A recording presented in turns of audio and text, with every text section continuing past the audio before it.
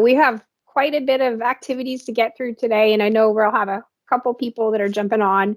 This session is recorded, and we will be posting it later for you to watch on YouTube, just for those of you that are curious. Today's session, we're going to talk about volunteer identification. So if you joined us last month, we were discussed volunteer selection. We discussed volunteer identification last month.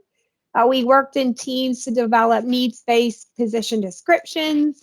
We also put together descriptions that have been used by other programs throughout the years. And so if you missed that session, just encourage you to go back and look at those resources. I did share them yesterday in the email. We have several agents that are going to help us lead activities today. I've got Cassie and Victoria with Lafayette, and I've got Pam Pierce and Karen Shirley as well. And so we're going to work on activities on social capital, recruiting volunteers, and then also using volunteer interviewing to build relationships and place volunteers within our volunteer program. These sessions are every month, and we're going to discuss the ISOTURE method, each component all the way until October. We're incorporating activities, reflection, as well as group discussion. And then we do have a certificate at the end once you complete your reflection. So today, what we're going to do is we're going to talk about volunteer selection and the process of identifying the volunteers you need, as well as the volunteers that you have. We're going to discuss using those personal, those community, and those professional connections to help recruit volunteers for your program. And then we're going to do an interviewing activity to help us in developing relationships and then finding those unique fits for our volunteers within the program that we have and the programs that we're looking to build. So volunteer selection, and we know a little bit about this. We've talked about it before. It's the process of studying the backgrounds of those leaders identified as well as the ones desired. So do you know where volunteers are that you need within your community? And when we're talking about volunteers, we also need individuals that have the resources that our program needs. So if it's generating, resources, finding potential people that can donate in-kind goods or have those expertise that we need for the programs that we have. And then when it comes to the volunteers that already exist in the organization, do we know the skills that they can truly provide? And so we're going to incorporate some of those interviewing techniques to see if we can find out more about those individuals and how they can serve our organization more effectively. The first thing we're going to talk about is social capital and using our networks, to grow our programs. And I know I like to talk about social capital because social capital is a critical resource. When you're in the area of outreach, it's essential. It helps you, grow your program and find those connections within your communities. And I had this great quote that I heard. It was actually from Tay Moore's mom. She told me that you need to manage your relationships like you manage your time. So you not have to know your connections and then know the different circles of those different connections. And so if you are connected with somebody that has a resource you need or is connected to another community that potentially has the people you need or the resources you need to grow your program. Your success as a program can be attributed to those relationships that you have, the personal ones, as well as the networks that you've been plugged into. And it's the same concept, with employment. A lot of times it's who you know when it comes to positions. When it comes to generating resources, a lot of times it's who you know that you can effectively lean on to get the resources and the people that you need. So when we talk about building social capital, and I'm going to ask you some questions, and if you feel free to answer them in the chat. So I have an individual on this screen. Her name is Miss Rose Coffee Graham. She is a 4-H club leader in Ottawa County, the Generation 2 4-H club. Miss Rose Coffee is a dear friend of mine. She's actually also on the National 4-H Advisory Committee, Volunteer Advisory Committee. She is one of the more effective people when it comes to social capital that just understands those relationships and how to get what she needs for her program. I met Miss Coffee when I was building an advisory committee for a federal grant that I had. And once she made that connection with me, she effectively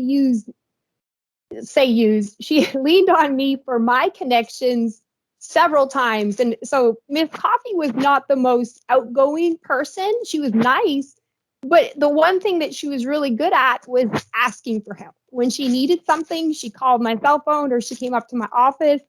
If she needed to find, a potential class that could help teach, programming to her youth, she was able to use my connections to get that. We actually had an entire community engaged learning course that was built around as helping Ms. Coffee develop her program. We had people transporting youth. We had people teaching youth. We had her, often she relied on us for in-kind support, like space, for example. She plugged into our volunteer awards program. I had over 50 of her members at our banquet every year. Once she learned that I had a great connection with the Community Volunteer Center, she also used that relationship to get other resources that she needed. And so she had one of the more robust clubs that was featured on the Extension website, that was featured on the Daily News. She was a Give Award winner through the state. So she was very, very effective in scaling those relationships for her organization, all volunteer driven, all in-kind donations. So she was one of the more people, when I think about social capital and understanding, even though my networks are not the same as Miss Coffee's networks. In fact, we lived very on the opposite sides of town. She understood my connections, and I understood that we worked together when we had needs to scale those different relationships of those connections those networks we were involved in. So the questions to ask when you're thinking about your social capital: what is your neighbor's name? Okay, do you know your neighbor's names? And if your neighbor lives a mile away or next door, what are their names? So you can ask this, or you can answer it in the chat. Do you know them well enough to introduce me to them, right? So if I came to you and I said, who are your neighbors? Can you introduce me to your neighbors? Would you feel comfortable doing that? Do you do much visiting with the people that you live next to, with your neighbors? Who are the people that you visit often, right? Who are they connected to? Now think about this. Who are the leaders in your neighborhood?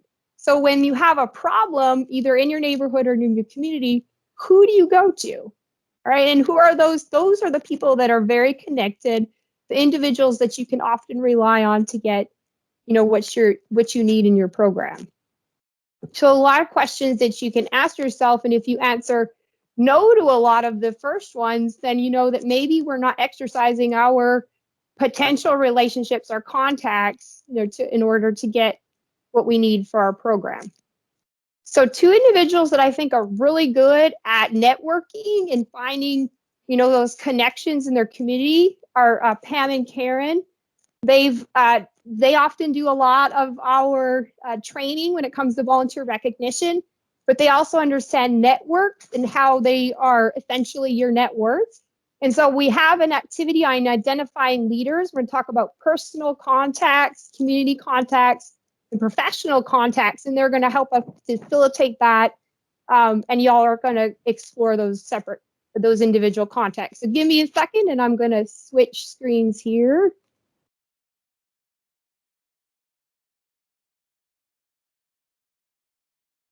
All right.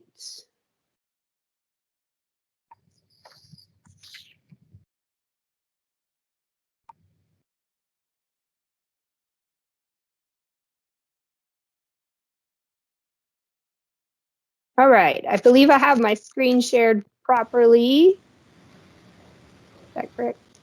Y'all see everything? Yes. Okay. So if y'all want to start us off, I'm going to zoom in and out. I can mute my mic to static. So hey everyone.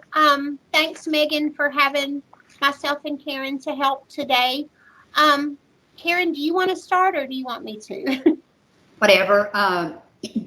Go ahead, Pam. I'll chime in. Okay. So we could start with personal connections and our personal contacts. if we think about being warm, that is somebody that we're mostly connected with. In terms of being lukewarm, you might be somewhat connected to someone if you have a lukewarm relationship. Cool is a little bit connected, and cold is not connected at all. So thinking about that, who are some personal contacts or connections that you might have that you could use as volunteers? Y'all can put it in the chat, or you can feel free to say it. So we'll start with warm. Who are some warm personal connections that y'all might have?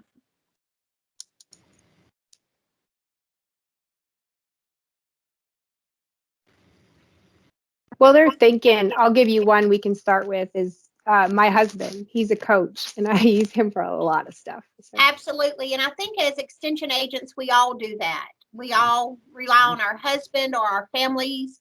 Those are certainly our warm contacts, as they should be, because we're most connected with them. Even when I was in the classroom, I relied on my husband as a warm connection to volunteer to do the things that I needed a volunteer to do. So what are they saying in the chat box? Friends, close family friends. Okay. Okay. And I think another one that I use, Pam, like we're getting ready, Pam does a big banquet and we get cakes. My mother-in-law is a wonderful resource that I use for those kinds of things. She's a wonderful cook, baker. So I, sadly to say, but I nudge on her quite often. So that might be another one. Coworkers, somebody put coworkers in there. So that's another one. Absolutely. We're with those people sometimes more, our coworkers, we're with them sometimes more than we are our own family. So they are certainly warm connections for me. 4-H alumni, okay? If you have a lot of contact with those 4-H alumni, they could certainly be warm connections. Siblings, somebody put a sibling there. Absolutely. Sure. Absolutely. Okay. Can y'all think of anyone else that would provide that warm connection, the people that we're most connected with, that we rely on for volunteer positions? Okay. Several friends who are Kiwanis who are willing to help. Yes. Okay.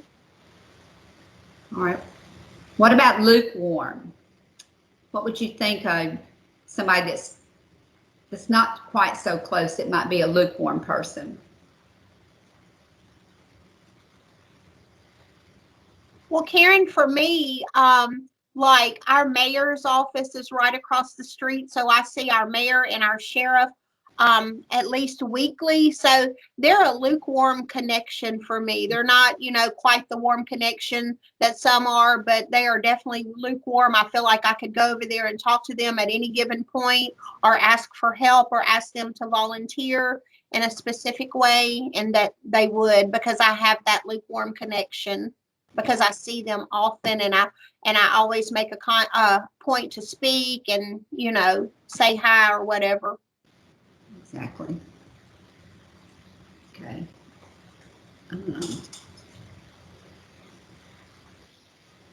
Anyone else on the lukewarm? Teachers. Teachers. Yeah, absolutely. School board. Parish council. Yes, we absolutely. have police jury in our parish, but that would be the same type of people that we use quite often to judge contests. Yes. I have a lukewarm connection with the people that run the Natchitoches Farmers Market, because we do a lot of programming there. They rely on me, but I also rely on them. I bring in the farmers market people to judge contests and do different things for me. So it's definitely a lukewarm connection.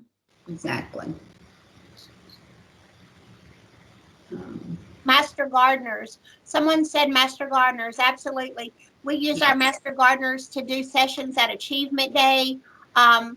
My coworker Randall just started a demonstration garden, and the master gardeners were there to assist him and to plant with the kids and to work in school gardens. So that's definitely a great lukewarm connection.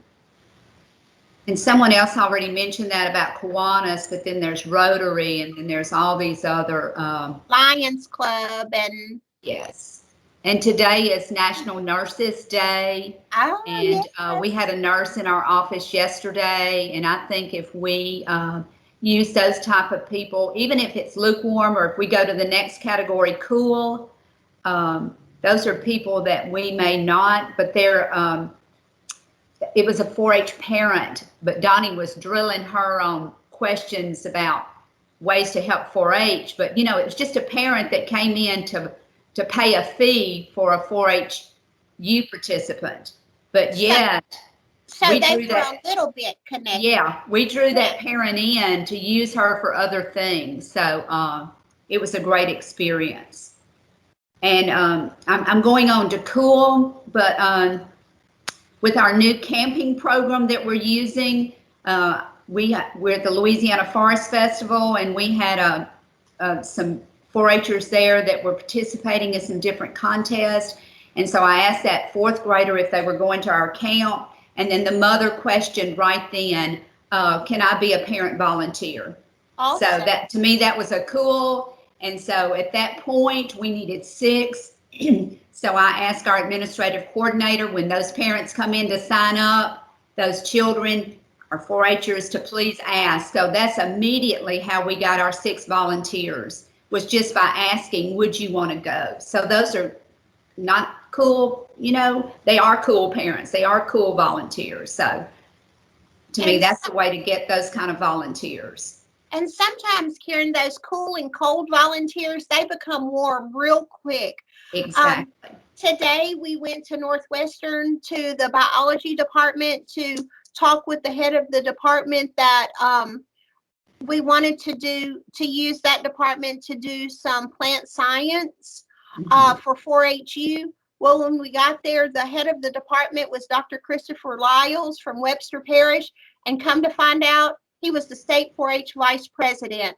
So he went from cold to warm in a matter of seconds, so now he's really excited about helping us with not only our 4-HU training, but some other things as well. So a lot of those cold and cool volunteers can get hot quick if you have the right conversations and if you put yourself out there. Exactly. The last one is the cold, and that's not being connected at all. And again, that example of the professor today, we didn't know him from Adam. We just called in hopes that he would help us with 4-H training. So at first he was that cold volunteer, or, that cold connection that we were just hoping would help us out.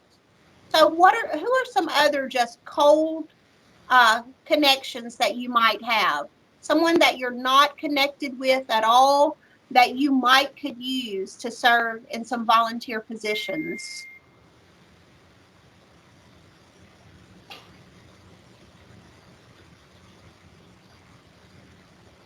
Anyone? Karen, what are some examples of cold volunteers that you've had that have been successful for you? I keep going back to 4-H University, or like Megan mentioned the other day, maybe our in-kind or some of our donations. I'm looking at State Farm people. We've used them as trainers for 4-H University. Some of our people from our nursing home management, bankers. We always use bankers as for donations, but those people in leadership positions, vice presidents, and those are excellent to use for trainers, for interviews, for training for public speaking. We've used those people before. So think about the outside the box of people that you might use for those positions. Even other places of business you might have in town that you use for just, you might walk in the store, like flower shops. That would be great to train for 4-H University. Flower arranging, horticulture demonstration, like Pam went there for, plant science this morning, but those flower shops are excellent ideas. I've used them before to train for certain university, 4-H university, so just, think outside the box of people like that. And I've used neighbors before that I did not know, but we met in the yard to train a 4-HU demonstration. Yes. So. Also, Karen, you made me think of something. We use Farm Bureau and ag agencies a lot because they have like-minded goals, wanting to educate on agriculture or make others literate in ag-related topics. And so at first, those connections would be cold. We would call an ag agency, USDA, Farm Services, Soil and Water Conservation District, somebody like that, and they're cold. But again, they become cool or lukewarm or even warm, usually after the first conversation. I think even the cold connections can become warm really quick with the right conversations. Generally, people want to participate and volunteer for 4-H if they're given a job that they're interested in and they feel like they're being used and useful. We have 2 4-Hers right now that are high school students that are working for State Farm simply because we've used the State Farm agent to interview or work with our 4-HU participants. And then she called me and said, I need some after school people to work. And so it's been a great resource for and then I just off the top mentioned those 4-Hers, and then they called me and like, Miss Karen, they called and wanted me to work in the State Farm office. So, and then they used her as a reference for a leadership board. And so then in turn, she called me and she said, what do I put in the letter? So it's a great connection for 4-H. It's a great, of course, her children were both in 4-H. And so it just is full circle. Yeah, it truly is. It works great. So anybody else have anything else that they could say? Anybody else in the community that we did not mention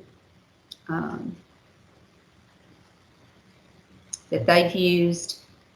If you live in a college town or a university town, a lot of those cold connections are really, if you go to the college seeking help, like fraternities and sororities, if you go and have a specific need for volunteers, I would consider that to be cold because I don't even know those people, but I'll go before their group and ask for camp help or achievement day help or farmers market help, and they all, they're very willing. So you're at an advantage if you live in a town that has a university or a college, because there's lots of cold connections there. If you just have to seek them out. And I'll chime in that one just 1 second. I used to have a program that I had over 1,000 people I needed at, and I would every year I'd just go and make an appointment to speak to all of the big sororities, that had over 300, and I would fill that event just because they'd put on their count and they'd all come. So and sometimes those are only, the more body events that you need, but often if you have a sorority that's got like a philanthropy that is tied to youth development, you might get some additional support, that's ongoing. So great point there. Just want to chime in. That's true, Megan. And on campuses, most fraternities and sororities and other campus organizations are required to do so many hours of community service. A lot of people don't realize that. And so 4-H is a way for them they're helping us, but we're helping them as well to achieve their hours of service that they need every semester, for whatever organization that they're in. We also partnered this year with a church group for Operation Christmas Child. And so that worked well for us with a ladies group at a church. And then, we work well with the FFA. So other school organizations besides just 4-H. So don't forget those other school organizations that want to work well with 4-H. So that would work well too. All right, guys. Well, there's just a ton of examples of connections, whether they're warm or lukewarm or cool or cold, that you could have. And again, you could take those cold connections and make them warm pretty easily with just a little effort. Does anyone have any questions about this portion? Because I think we're about out of time for our section. One thing that Miss Tanya said, which is really important, she said, I always add, if you cannot help, can you recommend someone who can? Yes. So you're like using their networks to get, some additional support. Yes. Smart. Yes. Good deal. All right, guys. Thank y'all. Thank you. Thank you, Pam and Karen. This was great. And so I'll send this out to you after the call so y'all can have it. So appreciate y'all and your expertise when it comes to networking. So Thank you for including us. great. So we're going to move on. If you give me just a second, I'm going to switch slides.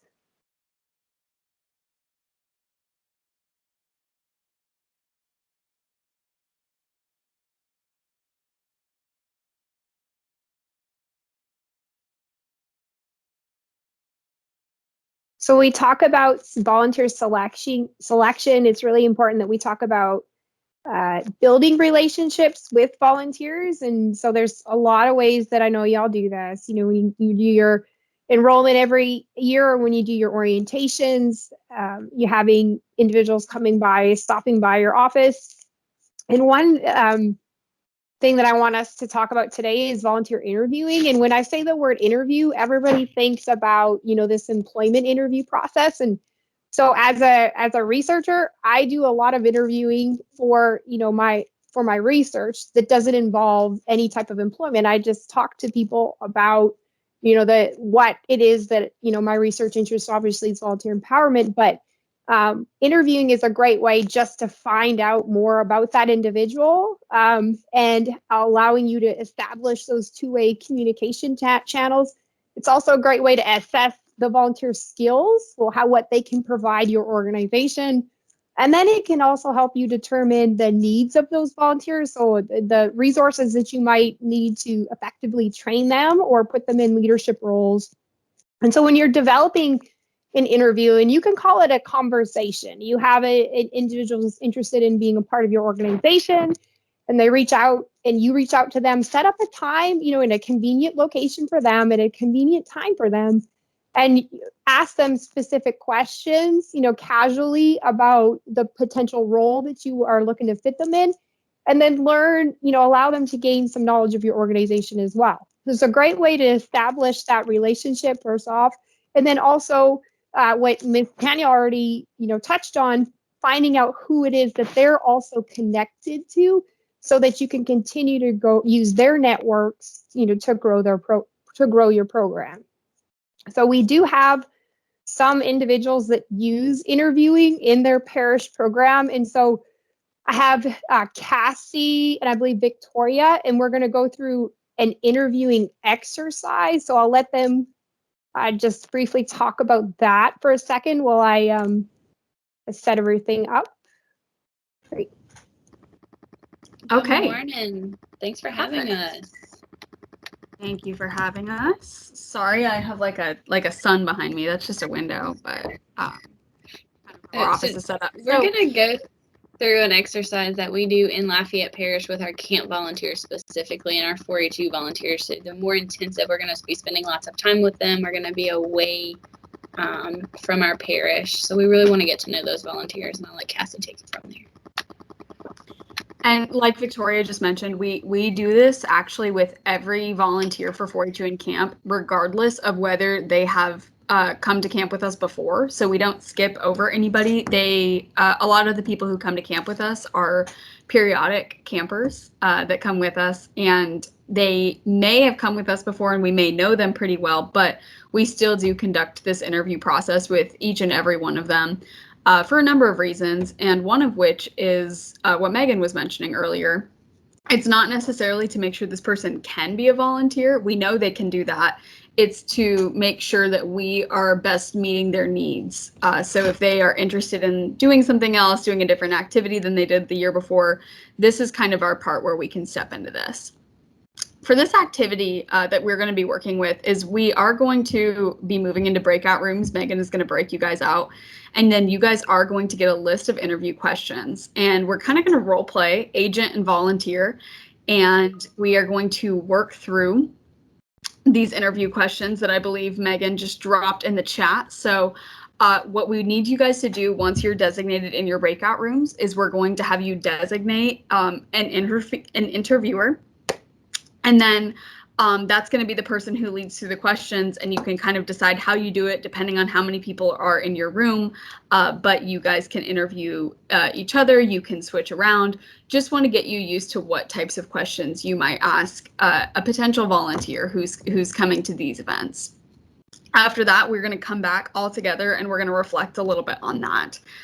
Victoria, is there anything I forgot? I don't think so. You may want to open up your questions before we move into breakout rooms, just so I know I have trouble finding them even a few times I've done it, but it's just kind of helpful.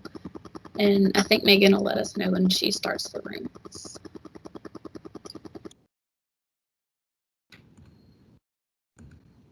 So they're a little bit bigger than I wanted. So, but just because I messed up, sorry, y'all. But we'll make it work. I know y'all will make it work. You always make it work. So here we go. I did share those in the chat, and hopefully people will be engaged. And I'm going to start the rooms. Here we go.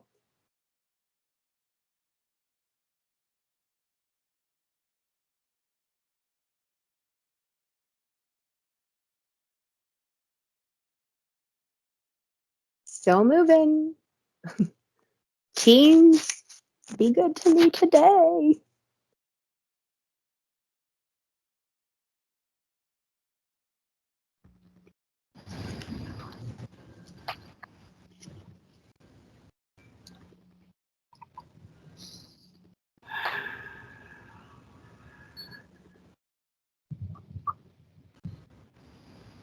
I always hate bringing people back in because they always look like they were having a good time. And then they come back in the room and they're like, oh. I think it looks like we have most people back in here. Almost everybody. Okay, let us know when it looks like everybody's back in. Awesome. And so I created a poly with these questions too. So whenever you guys want me to load those, it looks like we got 10 minutes. So you could throw that in now, Megan. Okay, cool. Yeah, that's fine. Okay, I'm gonna just start talking, and if you're still coming back in, you'll just hear part of words. That's fine. Okay, so as a reflection, kind of on that little activity, I know depending on the room that you were in, I know we had some rousing discussion about stressful activities at camp, but essentially we're looking at a reflection for this of what parts of the activity were challenging, and mainly what key points did you learn and how can you apply that to your 4-H program. So I believe Megan is going to drop a poly in there, but you are also welcome to come off of your mics and address any of these questions that are up on the screen now. And Megan will be sharing these questions with us in her recap email. So you will get a copy of these if this is something you want to take back to your parish or parts of it.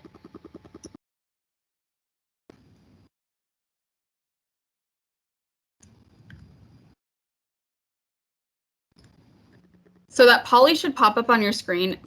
It made me do this. So if for any of you guys that's saying that you need to grant permissions for poly to answer those questions, that's fine. Poly is a safe application. It just may have been a while since you used poly, so you can grant those permissions within your Microsoft Teams account. It's some basic stuff. It's just basically allowing for a pop-up to occur from poly. But again, you guys can come off of your mics, or you can respond in text to that poly poll.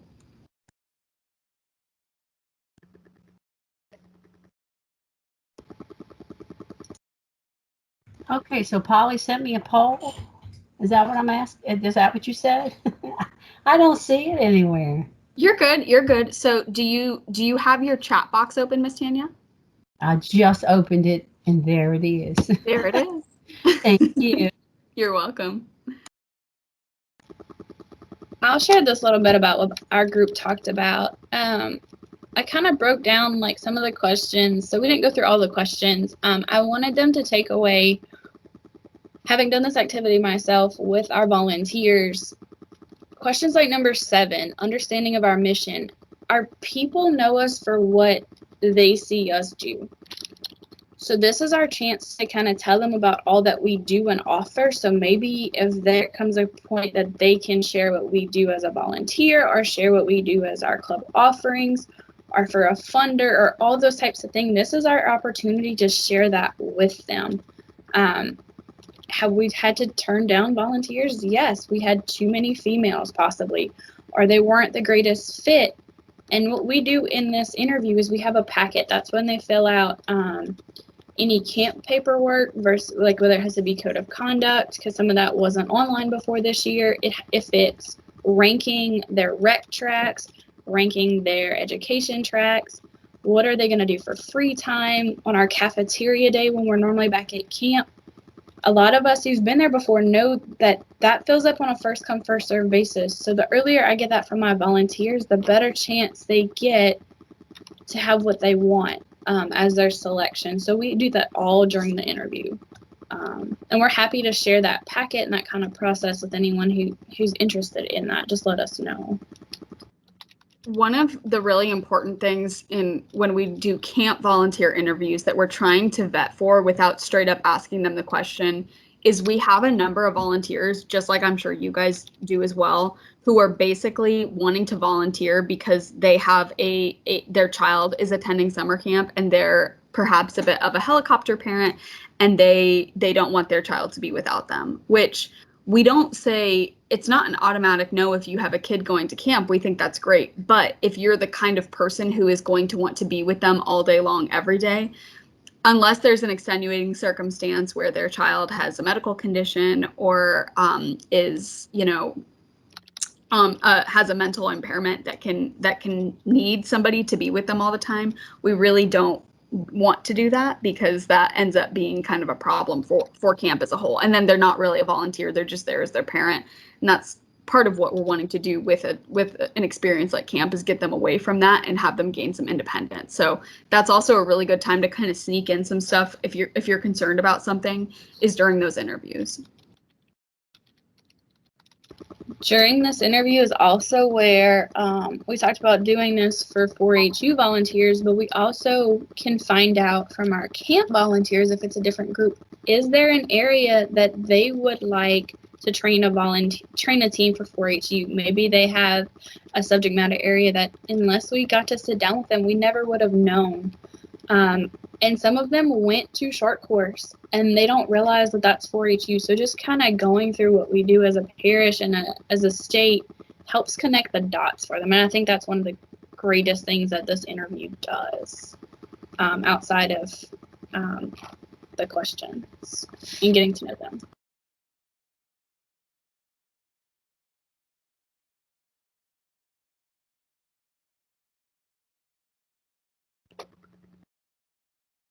So we have about 6 people have gone through and completed the reflection so far. And the other thing I just want to point out, reflecting on that social capital activity that Karen and Pam did as well. So once you're completing that reflection, how are you going to use that into your program? How are we going to use those networks to recruit your volunteers? So be sure to reflect on both of those components.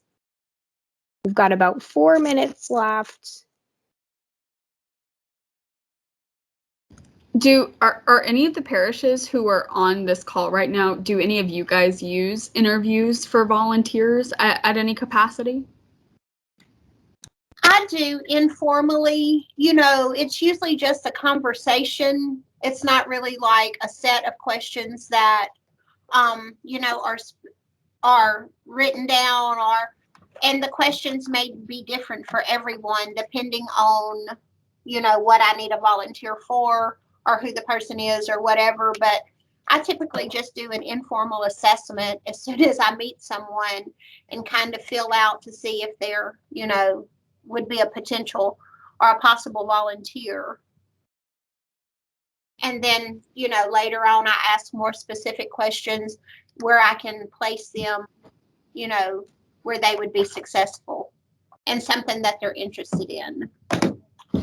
No, and Pam, I'm glad you brought that up because we do a very formal process here, but that's not necessarily at all the only way to do it. It can be several degrees less formal than what we do and still be successful and still be getting similar answers to what we do. We have that process and we've had it for a while, so that's kind of what we stick with. But I think there's pros and cons too. I mean, it makes people nervous. It's very formal. It is.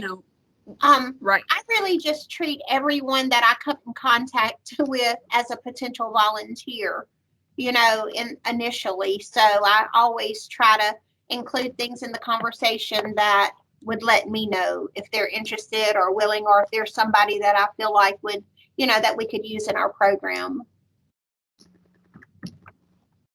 No, for sure. I think it's a great point. Anybody else? Let's see. Looks like we have a couple minutes left. Anybody else use any type of interview in their program? Plan to use any type of interview in their program, especially as we're coming up, on 4-HU and camp and all those big events where we need a lot of volunteers for. I mean, I would say this year is a little different. We're not talking about overnight volunteers as much, but we still do need, people to help us run these programs for sure. I know there was one thing that brought up in ours, normally it was Patrice who talked about they have their volunteers and they're always there to do it, but this year it's different, so you need a different amount of volunteers or different kind of group. It may not be a fit for your current volunteers that you normally would have, so it's a good opportunity to kind of reach out to some new ones. We have about a minute left, and we just want to thank y'all for being on the call with us and the other presenters and Megan today. Thank y'all. It was good to see some of you guys. I will miss you guys so much. I won't be working with you guys too much longer on this level, but I hope to see you guys plenty as we move on. So wanted to throw that in there, but thank you for being on the call. Again, you guys will be able to access those interview questions that we went over today. And if you guys want more details on a more structured one, you can always contact us here and we can get that stuff to you. So thank you guys. Thank you, Victoria. Thank you, Cassie, Pam, and Karen. You guys are great. Appreciate all y'all facilitating those activities. There is an evaluation. Please complete that evaluation for this session. Also, it does release a certificate once you complete it. So please do that. And then if you have specific questions about volunteer onboarding or anything volunteer related, please jump on the open office hours immediately and I will help you out there. So thank you all so much. Appreciate it. Thanks, everyone. Y'all have a great day.